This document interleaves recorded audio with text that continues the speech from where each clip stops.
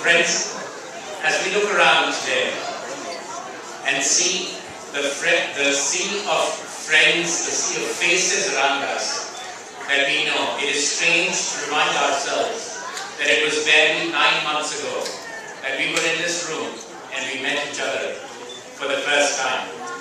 It has been a short yet profoundly impactful year. Being at a university has special significance for me.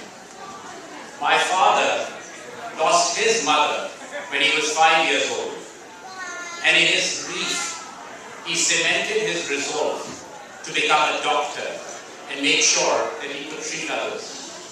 However, with no medical schools in his native Pakistan, he had to leave and go to Germany to study medicine, become a doctor. So, for me, being at a university is a privilege, a responsibility, an honor, as I'm sure it is for a lot of us.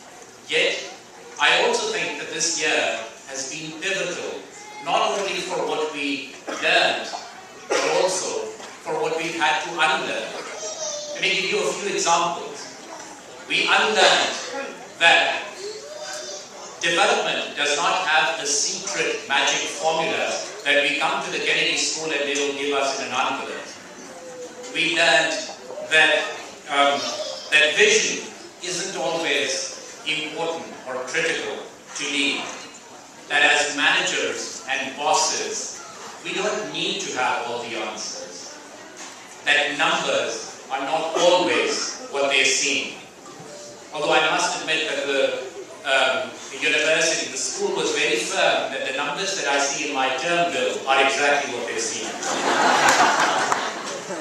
As I began to unlearn and learn again, I reflected on the difference between what I was throwing out and what I was beginning to sort of bring in. In that process, I was reminded of a quote on difference that I had heard many years back. Apparently, William James, the brother of author Henry James, and himself an acknowledged psychologist, in fact considered the father of modern psychology, had once said, prepare yourself, it said that there are no differences, but differences of degree, between degrees of difference and no difference. What is remarkable is that he managed to say all of this while under the influence of laughing gas. And I have often wondered what he would have said if he were under the influence of something more serious. No pun intended. But back then, I used to think that what James meant was that there is no black or white, just grey. In more recent times, I often wondered if he were to write a textbook, if he had written a textbook, maybe he would have called it The 50 Shades of Grey. Would have made college very interesting. Slowly, I realized that my unlearning and learning again was actually just a difference of degrees. All I needed to do was open the boundaries of what I was willing to accept as the truth. And maybe allow myself to hold multiple truths in my mind. Because as Scott Fitzgerald once said, intelligence is the ability to hold in the mind two opposing ideas at the same time and still maintain the ability to function. Maybe the biggest lesson that we needed to learn was the absolute rejection of the absolutes. So let's think about the things that we did learn. That global best practices in development are actually useful. Once demand for that change comes from the local communities, that leading is a task of helping the creation of a common vision rather than imposing an external vision. And that it doesn't matter if we don't have the answers, as long as we have the courage to ask the right questions. Maybe we just need to act more with curiosity and interest rather than with certainty and conviction. To paraphrase what Matt Andrews said, maybe it is ambiguity rather than clarity that is the biggest tool for development. Unreasonable as that notion may be, maybe it is possible that what we need are more unreasonable ways of thinking and doing. And that reminded me why I am happy and thrilled that I decided to come and be part of this class.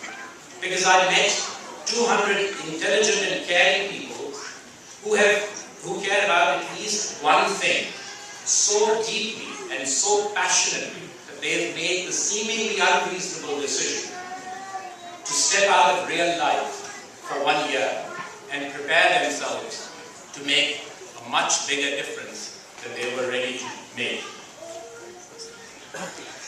So the causes that you care for, the causes that inspire you, are very different.